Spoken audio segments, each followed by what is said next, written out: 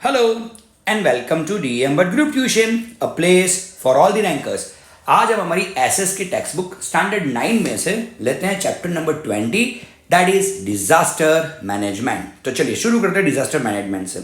A disaster may be natural और man induced, may be catastrophic और डिजास्ट्रॉफिक, may have originated in the interior of the earth or in the atmosphere. It is felt over extensive area on the earth and also result in devastation. अब देखने वाली चीज़ क्या है कि disaster कई मायनों में अलग अलग प्रकार के हो सकते हैं। सबसे पहली चीज़ तो ऐसा है कि भैया डिजास्टर जो होते हैं वो नेचुरल भी हो सकते हैं या कभी कभी मैन मेड डिजास्टर भी हो सकते हैं। 2020 में आपने एक मैन मेड डिजास्टर देखा था जिसका नाम था कोरोना वायरस। तो obviously it was man made. और बहुत सारी चीज़ें ऐसे भी हैं जैसे फ्लड ले लो, अर्थक्वेक ले लो, वॉल्केनो इरप्शन ले लो, ये सारी चीज़ें अगर आप पकड़ के ले चलोगे तो they are natural disaster. Okay, तो देखने वाली चीज़ क्या है कि ये डिजास्टर जो कोई भी है भैया वो अर्थ पे भी दिखते हैं, कई बार एटमोस्फेयर में भी आपको देखने को मिल जाते हैं। If we examine a few phenomena it will be clear that a disaster damages lives and property to great extent. सबको मालूम है ये तो। Some events like volcanic eruption, earthquake, tsunami, etc. are collective result of both natural as well as man-induced act. Okay? अब देखो एक देखा जाए तो एक चीज को आपको समझने की जरूरत है कि यहाँ अगर आप वॉल्केनो इरप्शन देखें, अर्थक्वेक देखें या सुनामी को अगर देखें तो ये सारे के सारे नेचुरल डिजास्टर तो हैं लेकिन साथ में इसे मैन इंड्यूस्ड डिजास्टर भी माना जा सकता है। ओके, क्यों? क्योंकि भैया हमने ग्लोबल वार्मिंग, अर्थ के साथ इतनी हद तक हम लोगों ने छेड़छाड़ की है कि जिसकी वजह से ये सारी चीजें हो रही है। Some events bring pre plan devastation and destruction, जैसे atomic attack by US bomber over. Okay, अब देखने वाली चीज क्या है कि कुछ कुछ डिजास्टर ऐसे होते हैं जहां भैया आपने न्यूक्लियर वेपन का इस्तेमाल किया हो, it is also known as catastrophic और मैन इंड्यूस्ड डिजास्टर। सारे कोई जानते ही है कि भैया अमेरिका ने हिरोशिमा और नागासाकी पे भैया जो एटॉमिक अटैक्स किए थे वो ऑब्वियसली देखा जाए तो it was man induced disaster. Hiroshima, Nagasaki cities of Japan in the Second World War, whereas some events are results of human negligence or mistakes. Bhopal gas tragedy, इसको आप याद रखिएगा मेरे भाई। मैं इसको एमसीक्यू की अच्छी मैटर मानता हूँ। That is also known as Chernobyl atomic disaster of Russia. Okay, अब भोपाल गैस दुर्घटना अगर आप देखो या चर्नोबिल देखो या जो रशिया में हुई थी डिजास्टर, वो बोल सकते हैं मिस्टेक। मैं भोपाल गैस दुर्घटना को मिस्टेक नहीं मानता। इट वॉज क्लियरली नेग्लिजेंस, जिसमें भैया भोपाल गैस दुर्घटना उसमें जो गैस था वो गैस पूरे भोपाल में फैल गया था, बिल्कुल पॉइजनस सा वो गैस था और बहुत सारे लोगों की मौत हुई थी। ओके, और बेकार वाली चीज़ ये है कि जिस लोगों की वजह से ये हुआ था ये आज समाज में खुले घूम रहे हैं, यानी उनको कोई क्राइम उन पे नहीं लगा, कोई सजा वगैरह उनको हुई नहीं। चलो, types of disaster. We are aware of the risk of disasters. To decide the strategy of relief work, it is necessary to know the reasons and responsible situations. It is important to know these with reference to overall preparation for relief work. Experts on disaster management have divided the disasters into two categories. अब ध्यान से अगर आप देखो तो भैया जो disaster वगैरह होते हैं उसमें हमको करना क्या होता है। तो डिजास्टर वगैरह में अगर हम सोचे तो हम ऐसा मान सकते हैं कि अगर हम डिजास्टर को अच्छे से समझ लेंगे तो भैया रिलीफ वर्क आप ले लो, या फिर ऐसा बोल सकते हैं कि भैया प्रिपरेशन इस ऐसे डिजास्टर से कैसे भैया कोप अप किया जाए, कैसे भैया इसके साथ अपन ताल से ताल मिला के चल सकें। अगर ये सारी चीज़ें हमको कब मालूम पड़ेगी? जब हम सारे के सारे डिजास्टर्स के बारे में अच्छे से जानते हो। तो भैया एक्सपर्ट ने क्या किया है भैया कि सबसे पहले भैया नेचुरल डिजास्टर और मैन इंड्यूस्ड डिजास्टर, ऐसे दो डिफरेंशिएट इसको किया हुआ है। चलिए सबसे पहले शुरू करते हैं नेचुरल डिजास्टर से। These induce flood, cyclone, tsunami, drought. Drought माने सूखा पड़ना, गुजराती में इसे बोलते हैं दुष्काल। Earthquake, volcano, forest fire. Okay, शायद आपको नेचुरल डिजास्टर के एग्जांपल्स पूछे जाएं। अगर आपने टेक्स्ट बुक खुली रखी है तो भैया इसके नीचे बिल्कुल से अच्छी वाली अंडरलाइन कर लीजिए, क्योंकि flood, cyclone, tsunami, drought, earthquake, volcano and forest fire ये सारे के सारे नेचुरल डिजास्टर की श्रेणी में आते हैं। Okay, of this forecast is possible for floods. इसमें केवल एक ही चीज ऐसी है जिसका अपन फॉरकास्ट कर सकते हैं। फॉरकास्ट माने पहले से हमने को मालूम पड़ जाएगा कि ये नेचुरल डिजास्टर होने वाली है, दैट इज फ्लड्स। अगर बहुत बारिश आएगी, नदियों का पानी ऊपर तक आ जाएगा तो हमको मालूम पड़ जाएगा कि भैया बहुत जल्द यहाँ पे फ्लड आने वाला है। आपने इंग्लिश में वैसे भी देखा है वेदरिंग स्टॉर्म एट द इरसामा, तो ये आपको मालूम भी है। Cyclone, tsunami and drought, while it is is not possible for to forecast earthquake, volcanic eruption, forest fire. Forest fire कब होगी, nobody knows it. Okay, earthquake का भैया हम कुछ भी बता नहीं सकते। ओके, वॉल्केनिक इरप्शन के बारे में भी कुछ भी नहीं बता सकते, लेकिन साइक्लोन के बारे में अच्छी खासी जानकारी हमको मिलती रहती है। सुनामी के बारे में भी अगर आप देखो या ड्रॉट के बारे में भी अगर आप देखो तो जानकारी मिल सकती है। चलिए चलते हैं नंबर 2 पे, मैन इंड्यूस्ड डिजास्टर।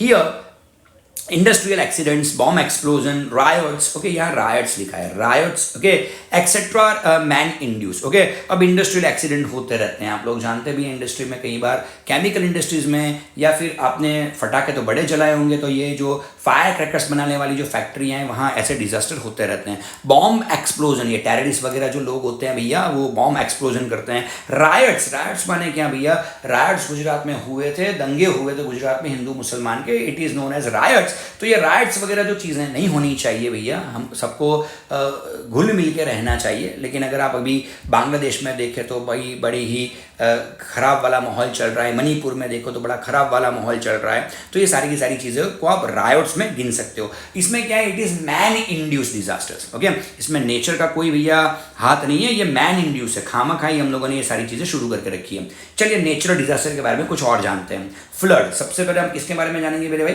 फ्लड के बारे में जानेंगे। Bye flood we generally mean an extensive land area remaining submerged under water continuously for several days। अच्छा, यहाँ थोड़ी लैंग्वेज ऐसी इस्तेमाल की है भैया, समझने में दिक्कत आए, लेकिन कुछ है नहीं भैया।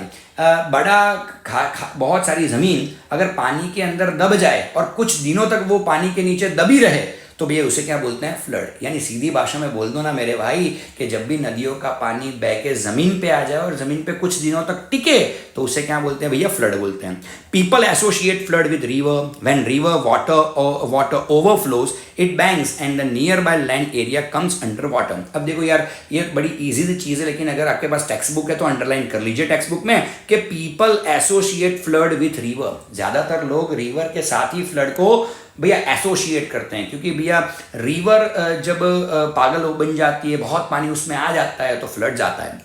Flood is a natural event and is the result of continuous heavy rainfall. ज़्यादातर फ्लड हैवी रेनफॉल की वजह से ही आते हैं। Flood become dangerous when some construction is carried out ignoring human activities, drainage pattern, slope of the land etcetera and damage lives and property on a large scale. ऐसा नहीं है कि भैया फ्लड में नुकसान नहीं होता, बहुत सारा नुकसान होता है। कई बार क्या होता है, बारिश बहुत हो जाती है। अब देखो अहमदाबाद जैसी जगह पे कई जगह पे पानी भर जाता है। अब जो निचले इलाके रहते हैं जहाँ पानी भर जाता है, उनके लोगों के घर में पानी चला जाता है, लोगों की दुकानों में पानी चला जाता है, तो उनको कितना सारा नुकसान होता होगा। ओके, तो बहुत सारा नुकसान भैया ऐसे फ्लड्स की वजह से होता है। अब व्हाट टू डू, अगर फ्लड्स वगैरह की सिचुएशन आ जाए भैया आपके सामने, आप क्या करोगे? Collect your precious and personal requirements and take refuge at the safer place. Put water, dry breakfast, candles, lanterns, matchbox in a plastic box so that they do not get wet and they should be kept with you. Do not keep the children hungry। बहुत अच्छी चीज़ लिखी हुई है। पहली चीज़ तो ये समझ लो कि जब भी फ्लड की सिचुएशन आए, अब मानो कि भैया इतना पानी भर गया है कि आपका घर डूबने वाला है, तो आपको फटाफट से घर को तो छोड़ के निकलना ही निकलना है, लेकिन साथ में आपकी जो जितनी भी प्रेशियस सी चीज़ें हैं, जैसे गोल्ड है, सिल्वर है, पैसे हैं, वो सारी चीज़ें आप इकट्ठा कर लीजिए। चलो वो तो आप कर ही लेंगे, लेकिन उसके अलावा अगर आप देखो तो वाटर आप रखिए।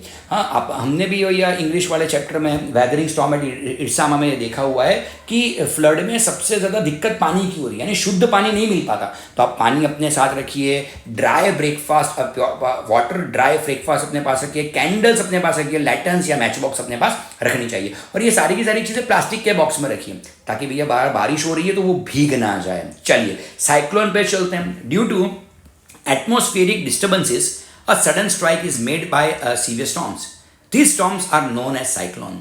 In Indian subcontinent, hurricane and tornado in USA, typhoon along the coast of China and Japan। अब बिल्कुल ध्यान से देखिए, ये जो साइक्लोन है ना, उसके नाम हर जगह पे अलग अलग रखे गए हैं, तो इसका एमसीक्यू आ सकता है। तो भैया अगर आप टेक्स्ट बुक लेके बैठे हुए हो और टेक्स्ट बुक नहीं है तो लेके आओ भैया और अंडरलाइन करना शुरू करो। तो सबसे पहले इंडिया में इसे कौन से नाम से जाना जाता है भैया? साइक्लोन से नाम से जाना जाता है। हरिकेन और टॉर्नेडो के नाम से भैया उसे यूएसए में जाना जाता है। टाइफून के नाम से उसे भैया चाइना और जापान में जाना जाता है। ओके, तो ये साइक्लोन है वो इंडियन सब कॉन्टिनेंट में सारे लोग उसको साइक्लोन बोलते हैं, लेकिन यही साइक्लोन अगर यूएसए में आएगा तो लोग उसे हरिकेन या टॉर्नेडो बोलेंगे, और चाइना और जापान में अगर वो आएगा तो लोग उसे टाइफून के नाम से जानते हैं। ये अच्छा वाला एमसीक्यू था। These severe atmospheric storms are created due to unequal atmospheric pressure. Such storms or cyclones create devastations over an area over which they pass. Its devastating effects are felt along the coast of eastern India and Kutch, Saurashtra. ज़्यादातर भैया अगर देखो तो ये जो cyclones वगैरह रहती है, पवन जो चलती रहती है खतरनाक वाली, ओके, वो ज़्यादातर गुजरात में कहाँ पे आती है, ये भी अंडरलाइन करने वाली चीज़ है, ओके। तो इंडिया में अगर देखो तो ईस्टर्न इंडिया में आती है, और गुजरात में अगर देखो तो भैया कच्छ और सौराष्ट्र में इसकी जो भैया असर है वो सबसे ज़्यादा रहती है। व्हाट टू डू, अगर साइक्लोन, अगर आप किसी साइक्लोन में फंस जाए मेरे भाई, तो आपको क्या करना चाहिए? Keep viewing the news bulletins on TV, radio to know the anticipated time of the oncoming storms. Those who have a radio should keep an extra battery ready. Mobile phone should be kept fully charged in advance. If you have a power bank instrument, it should also be charged fully in advance. Listen carefully to the instructions, warnings broadcast over radio and implement them. Stay away from rumors. ये बढ़िया वाली चीज़ है। मैं तो बोलता हूँ कोई भी प्रकार का नेचुरल डिजास्टर हो तो र्यूमर्स से दूर रहिए। नेचुरल डिजास्टर हो या मैन इंड्यूस डिजास्टर हो, मैं तो बोलता हूँ हमेशा र्यूमर्स यानी जिसे अफवाहें बोलते हैं उससे दूर रहिए। अच्छा, साइक्लोन के टाइम पे टीवी पे अपडेट रहिए या मोबाइल फोन से अपडेट रहिए, कहाँ साइक्लोन आ रहा है, कौन से स्पीड से आ रहा है। घर में रहना चाहिए, ये सबसे बड़ी वाली चीज़ है, घर में रहना चाहिए। साइक्लोन के टाइम पे बाहर नहीं निकलना चाहिए। तो देखने वाली चीज़ें, घर में रहिए। जो भी आपके मोबाइल फ़ोन्स है उसको चार्ज करके रखिए। आपके पास पावर बैंक है तो भैया उसको भी चार्ज करके रखिए, क्योंकि कभी भी लाइट जा सकती है, आप जानते हो, ओके। और रूमर्स वगैरह पे कभी भी विश्वास न करें। Store additional food, dry breakfast, drinking water as per need. Keep provision of food and medicine necessary for children and old people. If the rescue teams tells you to vacate your home, cooperate with them. Use pure and safe drinking water. हर जगह पे अगर आप देखोगे तो जब भी ऐसी आपदाएं आती है, कुदरती आपदाएं आती हैं, तो आपको करना क्या है मेरे भाई? तो सबसे पहली चीज़ तो ये है कि आपको जो साफ़ पानी है वो भर के रखना है। ड्राई ब्रेकफास्ट रखना ही रखना है भैया आपके पास। अगर कोई आपको बोले कि आपको ये जगह छोड़ के जानी पड़ेगी, तो आप उनके साथ कोऑपरेट करिए। जब ये साइक्लोन वगैरह चले जाएगा, फ्लड वगैरह चला जाएगा, तो आप वापस आ सकते हो। If you have taken shelter in a shelter home created by government or any NGO, then follow their instructions and do not leave the premises without their instruction. ठीक है? Do not keep your domesticated animals tied up to their pots. If they are free, they can defend themselves in a better way. बहुत अच्छी चीज़ लिखी है, underline करने वाली चीज़ तो नहीं है, लेकिन अच्छी चीज़ लिखी है भैया। अगर आप कैटल वगैरह आपके घर पे हैं, यानी भैंस, गाय, छोटे जो कैटल रहते हैं भैया, क्योंकि गोट्स वगैरह अगर आपके घर पे हैं, तो उसको खुला छोड़ दीजिए ताकि वो भी बच पाए। कई बार क्या होता है, गाय को बांध के रख देते हैं, ऊँट को बांध के रख देते हैं, तो क्या होता है साइक्लोन वगैरह में वो अपने आप को बचा नहीं पाते हैं। तो देखने वाली चीज़ क्या है कि ऐसे जानवरों को थोड़े टाइम के लिए खुला छोड़ लीजिए ताकि भैया वो अपनी भी हिफाजत अच्छे से कर पाएँ। What not to do? Do not pay any attention to gossips or rumors except for the instructions issued by the weather department on radio. If the atmosphere claims down suddenly, rain stops, wind becomes still. Even then, do not go in open area, wind or rainfall may strike. अच्छी चीज़ लिखी है कि बहुत सारे लोग क्या करते हैं, डायरिंग बाज बन जाते हैं ऐसे टाइम पे। वो करते क्या है भैया, तो ऐसे टाइम पे लोग करते हैं ये कि हम लोग घर से बाहर निकलना शुरू कर देते हैं जैसे ही भैया क्या बोलते हैं, थोड़ी बारिश रुक गई या जैसे ही भैया साइक्लोन थोड़ा धीमा पड़ गया, तो हम लोग घर से बाहर निकलने लगते हैं। आसपास क्या हो रहा है क्या नहीं हो, ये सारी चीज़ें देखने बैठ जाते हैं। नहीं करना चाहिए ये सारी चीज़ें। रेस्क्यू टीम्स आएंगी, वो सारी चीज़ें करेंगी। आपको यहाँ स्पेक्टेटर, दर्शक बनने की ज़रूरत नहीं है भैया। कोई IPL का मैच थोड़ी ना चल रहा है तो आप देखने वहाँ पहुँच गए हो, समझे? आप तो विपत्ति डाल रहे हो काम में, तो ऐसा नहीं करना चाहिए हमको। Earthquake, an earthquake is a general means the shaking of the surface of the earth. Underline कर सकते हो भैया। Shaking of the earth is known as earthquake. कभी कभार पूछ लेते हैं ऐसा MCQ भी। Due to tectonic activities in the interior of the earth as earthquake is felt. Earthquake होने का, ये भी अंडरलाइन करिए, अर्थक्वेक होने का मेन रीजन क्या है भैया? Tectonic activities. आप जानते हो भैया जो प्लेट्स पे दुनिया टिकी हुई है, जब वो प्लेट्स में कोई ना कोई मोशन आता है या भैया कुछ ना कुछ आगे पीछे वाली कोई चीज़ें होती है उसमें, तो अर्थक्वेक अपने को महसूस होता है। Its major area are the regions with weaker relief on the surface of the earth. Probably a probable earthquake region can be identified, but an earthquake cannot be forecast. Thus, much damage is caused in the absence of a forecast. Okay? अच्छा, ये अच्छी चीज़ है भैया। अगर मैं आपको 4 option दे दूं और ऐसा पूछूं कि which natural disaster cannot be forecast, तो उसका आंसर कौन सा आएगा भैया? अर्थक्वेक। अर्थक्वेक का कभी भी अर्थक्वेक आ सकता है भैया। मैं वीडियो बना रहा हूँ कभी भी अर्थक्वेक आ सकता है। हाँ, वीडियो देख रहे हो अभी भी अर्थक्वेक आ सकता है, कभी भी आ सकता है भैया। इसको हम प्रायर में पहले से नहीं जान सकते कि अर्थक्वेक आएगा कि नहीं आएगा। ओके, चलिए भैया, what to do during an earthquake? Stay beneath a large bench और a table. If you are in school, sit beneath a bench. If you are in an open space, stay away from buildings, balcony, electric power lines and electric poles. Okay, chaliye. Okay, if you are driving a vehicle, then bring your vehicle to a halt over or below a bridge. Keep away from electric poles, power lines and traffic signals. Okay, अच्छा, ध्यान से अगर आप देखोगे तो आपको मालूम पड़ जाएगा कि ऐसे समय पे अगर आप स्कूल में हो और अर्थक्वेक आए तो आपको बेंच के नीचे जाके बैठ जाना है, ताकि ऊपर से कुछ गिरे तो सीधा आपके सर पे ना गिरे। अच्छा, आप ड्राइव कर रहे हैं, व्हीकल ड्राइव कर रहे हो तो उसे साइड में खड़े रह जाएं। ओके, या फिर ब्रिज या किसी के नीचे भैया आप चले जाए तो भी चलता है। ओके, तो देखने वाली चीज़ क्या है कि अर्थक्वेक में भैया लिफ्ट का इस्तेमाल नहीं करना चाहिए। नहीं लिखा है लेकिन मैं आपको बता रहा हूँ, लिफ्ट का इस्तेमाल ना करें। स्टैट्स भी इस्तेमाल कर सकते हैं आप, लेकिन भागम भागी में, बहुत जल्दी में, जल्दबाजी में स्टैट्स पे जंप ना करें, आराम से उतर जाएं। ओके, ये सारी चीज़ें भी है जब अर्थक्वेक आती है तो थोड़ा ध्यान रखने की ज़रूरत है। In the year 2002 Gujarat faced massive earthquake, बहुत जाने गई थी भैया। और उस टाइम पे Kutch was the epic centre, Bhachau, Kutch में जो भचाऊ है that was the epic centre of the earthquake. चलिए ठीक है। Remain seated in your vehicle till the earthquake tremors are not over. Even after the earthquake tremors are over, few things like fridge, photographs on the wall, ceiling fans, etc. may fall afterwards, so keep away from them. For instructions or guidance about the event, listen to the local radio. New buildings under construction should be made earthquake proof. Okay भैया, जो नए building बन रहे हैं वो earthquake proof होने चाहिए। चलो, अच्छी चीज़ है कि 2002 के बाद जितनी भी कंस्ट्रक्शन हुई है वो सारे गुजरात में अर्थक्वेक प्रूफ है, तो हमको कोई डरने की ज़रूरत नहीं है। चलो, व्हाट नॉट टू डू, कौन कौन सी चीज़ें अर्थक्वेक के टाइम पे हमको नहीं करनी चाहिए? डू नॉट शाउट और फ्ली इन पैनिक, ज़्यादा भागो मत भैया। ओके, और ज़्यादा चिल्लाओ मत, लोग टेंशन में आ जाते हैं ना ऐसी चीज़ों में। Do not attempt to prevent things falling down after the earthquake tremors. अच्छा, ये चीज़ याद रखिएगा भैया कि अर्थक्वेक के बाद ट्रेमर्स, छोटे छोटे भैया आफ्टर शॉक्स आते रहते हैं, तो उसमें छोटी छोटी चीज़ें गिर सकती है, तो ऐसी छोटी चीज़ों के आसपास भी ना रुकें। डू नॉट यूज़ एलिवेटर, मैंने बोला कि आपको लिफ्ट यानी एलिवेटर का इस्तेमाल नहीं करना है। If you are in a house, do not stand near wooden cabinets यानी कबोर्ड्स के नज़दीक मत खड़े रहिए। सेफ, मिरर, ग्लास, शैंडलियर माने भैया ऐसी जो चीज़ें रहती हैं, झूमर जिसे बोलते हैं, शैंडलियर माने झूमर के नीचे ना खड़े रहे, कभी भी टूट के नीचे गिर सकता है। Do not light a match stick और लाइटर, और do not switch on electric gadgets. Okay भैया, लाइटर वाइटर कुछ जलाना नहीं चाहिए, कुछ भी हो सकता है वैसे टाइम पे। ओके, चलिए सुनामी के बारे में बात करते हैं। The destructive and power sea waves are called tsunami. Okay, तो जो सुनामी किसे बोलते हैं भैया, मैं सीधी भाषा में बोलूँगा। सीधी भाषा में जो अर्थक्वेक दरिया के अंदर आता है that is known as tsunami. Basically वही सुनामी बोला जाता है। अगर ज़मीन पे आए तो वो अर्थक्वेक है, वही चीज़ अगर दरिया के अंदर आए, पानी के अंदर आए, दरिया के अंदर की ज़मीन हिल जाए तो भैया उसे सुनामी बोलते हैं। These are generated at the sea bottom due to earthquake having a rating of 7 or more on Richter scale. इसे रिक्टर स्केल बोला जाता है। What is Richter scale? तो रिक्टर स्केल आप याद रखिएगा कि भैया अर्थक्वेक की इंटेंसिटी मापने का साधन है रिक्टर स्केल। अंडरलाइन करना चाहे तो कर सकते हो। और by volcanic eruption within the sea, by large scale land slide on ocean floors. अच्छा, अगर ओशन के नीचे भैया वॉल्केनिक इरप्शन हो जाए तो भी सुनामी आ सकता है।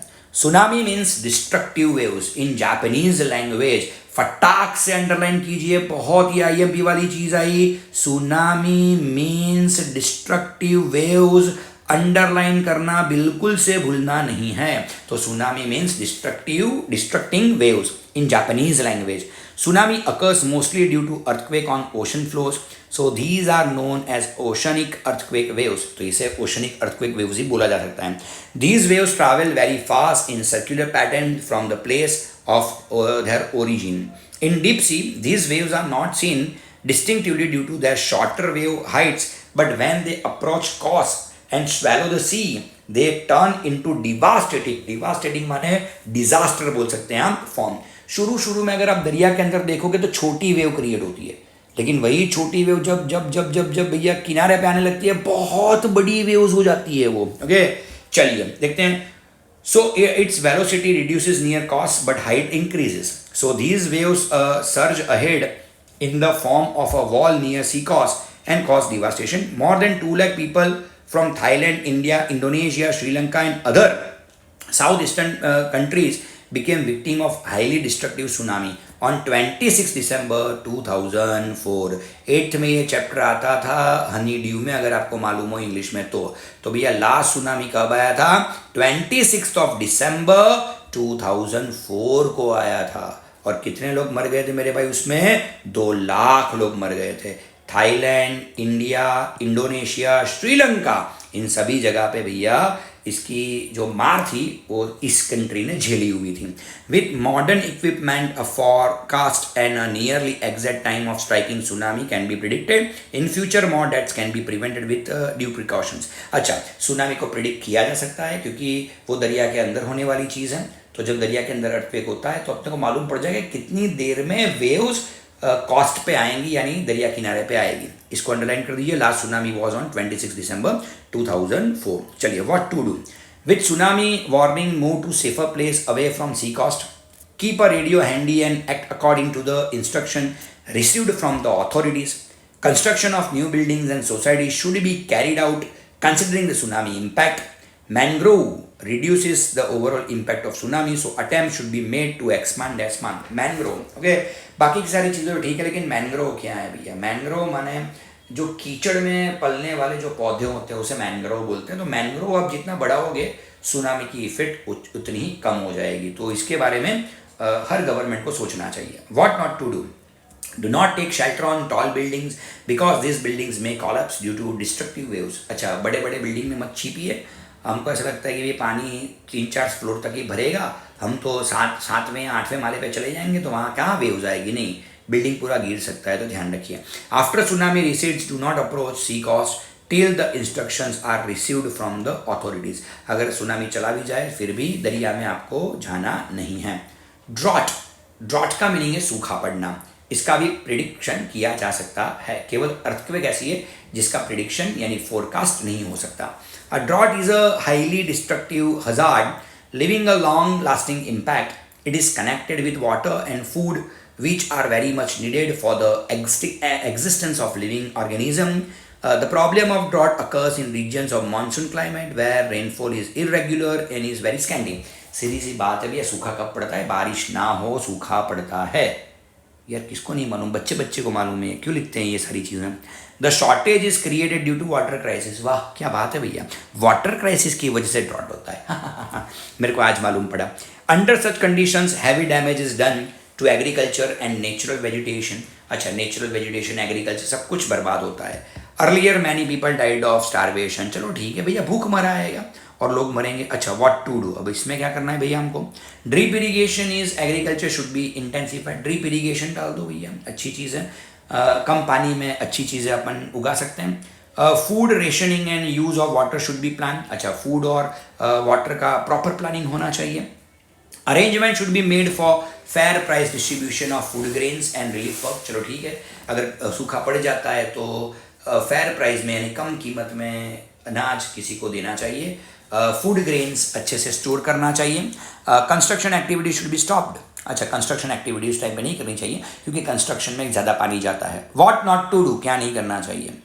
To prevent the food wastage do not hold large scale dinner parties. अच्छा, डिनर पार्टीज मत रखिए भैया। ओके, शादी वगैरह में आप जानते ही है कि लोग खाते कम हैं और रहने डिश में बगाड़ते ज़्यादा है भैया। थोड़ा बिगाड़ना बोल सकते हैं उसको, बिगाड़ते ज़्यादा है। ओके, अपने को अपन तो क्या करते हैं, पिज़्ज़ा ही ज़्यादा खा लेते हैं, पानी पूरी वाला तो उसी को ज़्यादा खा लेते हैं। तो बेटा मेन कोर्स क्यों पकड़ते हो मेरे भाई? चाट खा लिया तुम लोगों ने, सब कुछ तो खा लिया, मंचूरियन सब खा लिया, तो यार मेन कोर्स को छुओ ही ना। या तो मैं तो बोलता हूँ भैया पहले के ज़माने में बड़ा अच्छा था, ये सारी चीज़ें हटाओ, केवल मेन कोर्स रखो और 3-4 स्वीट रख लो भैया, ताकि मैं तो खुश हो ही जाऊँगा। Citizen should not hold food grains और फॉडर। चलो ठीक है। फॉरेस्ट फायर लास्ट वाला है भैया, इसमें फॉरेस्ट फायर। भैया मैं किसकी बात कर रहा हूँ? नेचुरल डिजास्टर की मैं बात कर रहा हूँ। ओके, आप ऐसा मत समझिए चैप्टर में सबसे लास्ट आया, नहीं भैया, अभी भी वो काफ़ी हद तक तुमको बोर करेंगे। और बेटा वीडियो देख रहे हो तो बोर होना है तुमको, कंपलसरी है ये। चलिए, अ forest fire is a fire which occurs in forest. वाह क्या बात है, कितनी बढ़िया वाली लाइन लिखी कि फॉरेस्ट फायर फॉरेस्ट में होता है, क्या बात है मेरे भाई। ऐसा for lightning all this reasons for forest fire are man induce. अच्छा, अगर कोई लाइटनिंग यानी बिजली गिर जाए जंगल में तो भैया आग लगनी ही तय है, लेकिन अगर बिजली ना भी गिरी और आग लगे तो समझ लो भैया किसी इंसान ने बीड़ी जला के फेंकी हुई है। ओके, अमॉन्ग दैम थ्रोइंग और burn butts of cigarettes bidis. Okay, मैंने बोला वही हुआ है। या there are more probabilities of a forest fire occurring during a dry season. सबसे ज़्यादा फॉरेस्ट फायर कौन से सीजन में होती है भैया? Dry season. तो मैं अंडरलाइन करना चाहूँगा, आप अंडरलाइन कर लो ड्राई सीजन को। At this time the dry grass and fall. ओ चलो ठीक है यार, इतनी बेकार वाली लाइन लिखने की कोई जरूरत ही नहीं थी। This situation is responsible for the spread of forest fire. ठीक है, when both wind and inflammable fuel are dry they form the basic of forest fire which spreads faster during windy days. Okay, some trees ooze out oily and inflammable material so the fire spreads faster. Once forest fire start, it spreads in the direction of wind, advancing at a velocity of 15 kilometre per hour. अगर एक बार आग लग जाए और पवन वगैरह चल रही है तो 15 किलोमीटर पर आवर की स्पीड से ये फॉरेस्ट फायर आगे जाती हैं, तो बचना मुश्किल है।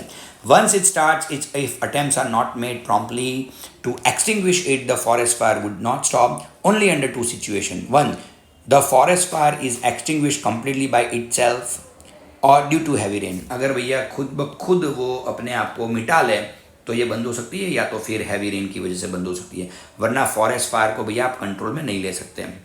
Due to forest fire smoke and spark raising high with warm air current create a risk of fire among nearby settlements. आसपास के अगर कोई गांव वगैरह है तो उसको भी वो जला देगा। What to do? Act according to the instruction of forest department. वो तो वही करना है भैया हमको। Arrange special patrolling in forest. चलो ठीक है। Employees of the forest department should be train for extinguishing forest fire. चलो ठीक है भैया। What not to do while traveling through your forest? Do not throw a burning BD or other things.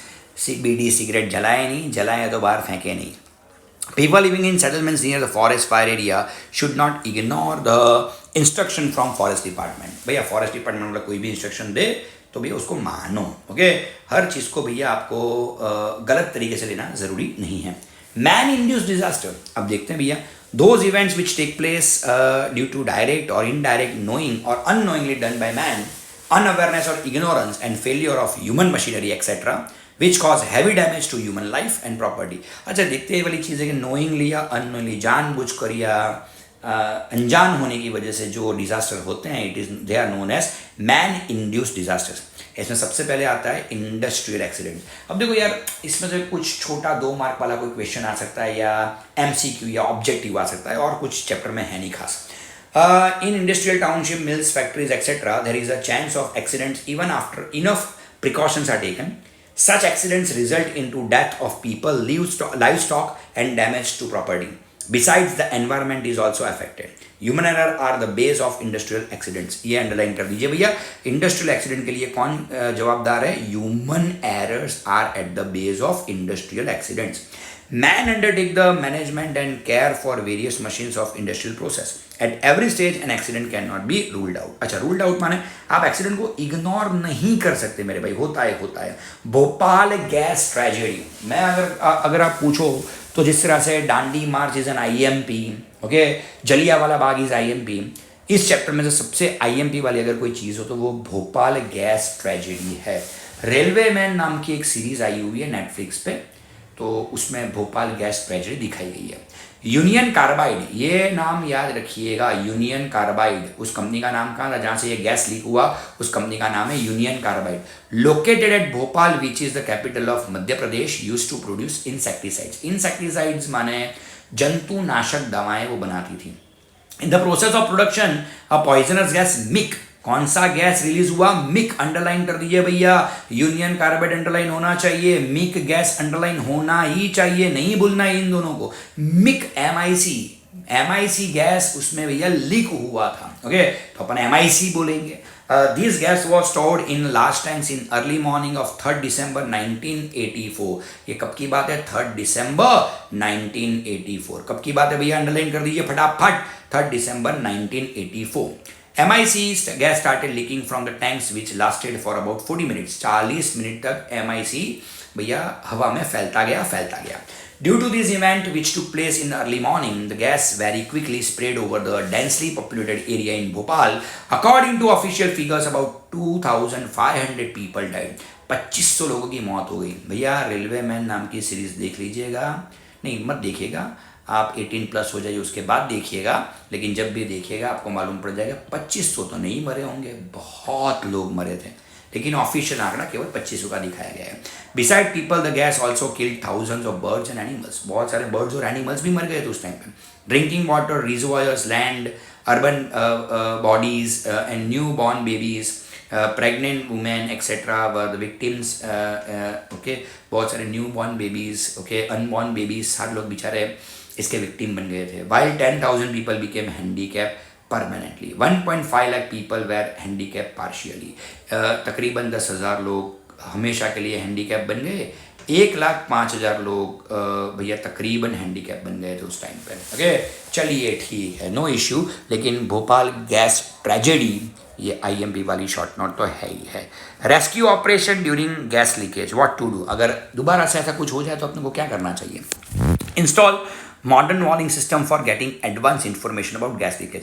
ऐसी कंपनियों को एक ऐसा सिस्टम फिट करना चाहिए, अगर गैस लीक हो तो भैया फटाक से अलार्म बज जाए. Pre determine the high level measures for safety in factories and support it. If the gas leaks during its transfer, the gas tanker should be driven away. ठीक है. Observe the wind direction and run into the opposite direction. बस ये अच्छी वाली चीज़ बताई, जहाँ भैया आपको उस टाइम पे विंड हो ना, उससे ऑपोजिट डायरेक्शन में भागना है, क्योंकि गैस हमेशा जिस तरफ की हवा चलती है उसी तरफ जाएगी, उसके ऑपोजिट साइड तो नहीं जाएगी. फेंटेड और weak people should be immediately shifted. ठीक है. Inform the fire brigade and police. चलो ठीक है. What not to do during the rescue operation. Persons who are not associated with the work should not gather. ये भी ठीक है. Do not enter the affected area till the area under gas leakage is declared totally safe. अच्छा, ऐसी जगह पर मत जाए जब तक अथॉरिटी ऐसा ना बोले कि यहाँ जाना सेफ है. Do not join the rescue operation. आपको रेस्क्यू ऑपरेशन ज्वाइन नहीं करना है. आप कहीं पे भी कर लीजिए, लेकिन जब गैस लीक हुआ तो आप रेस्क्यू ऑपरेशन ज्वाइन ना करें, क्योंकि गैस भैया आपकी ब्रीदिंग पैटर्न से अंदर जा सकता है और आपको दिक्कत हो सकती है. अच्छा, नंबर 2 है वायरल डिसीजेस. चलिए भैया, ओके, वायरल डिसीजेस क्या है. When a large number of people over much wider area become victim of any disease, it is called epidemic. People lose their lives due to disease. हमने तो भैया epidemic तो छोड़ो, हमने तो पैंडेमिक देख लिया, जिसमें पूरा विश्व चपेट में आ गया था वायरस की, and that is corona. There is a faster increase in the number of patients of viral disease than the general diseases. Till today, thousands of people have been victim of diseases like dengue, Ebola, swine flu, influenza. These disasters are very much feared. In earlier times, lakhs of people were victims of plague. सालों पहले लोग plague से मरते थे, बीच में dinghy आ गया, और swine flu आ गया, इन्फ्लुएंजा आ गया, इबोला आ गया, और लास्ट में भैया कोरोना ने भी अपनी हाजिरी दर्ज करवा दी. लोगों को, बहुत लोगों को भैया मार के गया वो virus. Safety remedies for viral disease. हाँ, ये तो हम लोग जानते हैं कि क्या करना है क्या नहीं, क्योंकि सबसे ज़्यादा हमारी ही जनरेशन ने इसको फेस किया है. An important step to be safe from viral disease is to vigilant about infection. People should be acquainted with the reasons, results and safety about disease through propaganda and transmissions.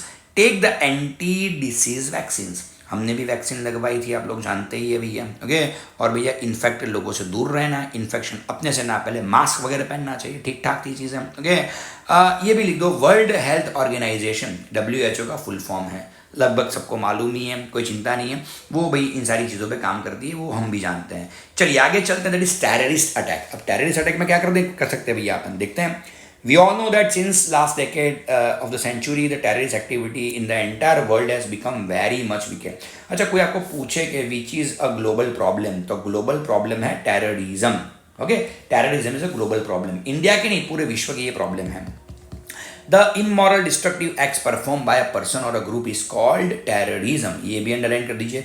The immoral destructive acts performed by a person or a group is called terrorism. What is terrorism अगर पूछे तो ये उसका answer है, underline कर दीजिए, बढ़िया वाला चीज़ है.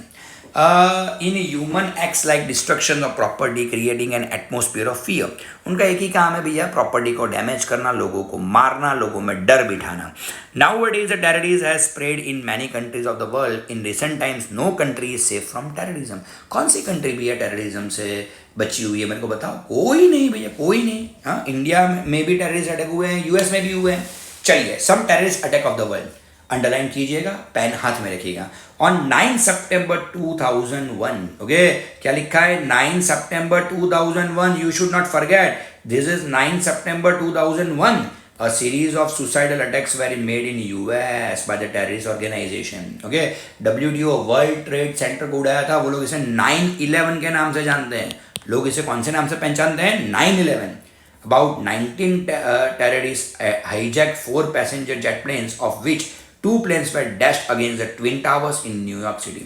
न्यूयॉर्क सिटी के जो ट्विन टावर है, जिसे वर्ल्ड ट्रेड सेंटर बोला जाता था, WTC, पूरा का पूरा प्लेन बिल्डिंग के अंदर उन्होंने घुसा दिया।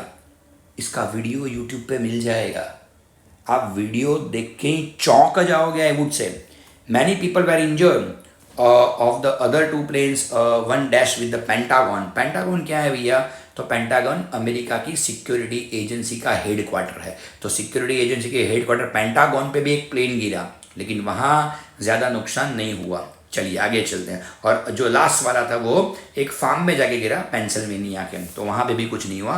लेकिन जब WTC में 2 प्लेन घुस गए तो वो ट्विन टावर पूरा धराशायी कर दिया था। There was no survivor from these 2 planes. Plane में 19 आतंकवादी थे, कोई नहीं बचा।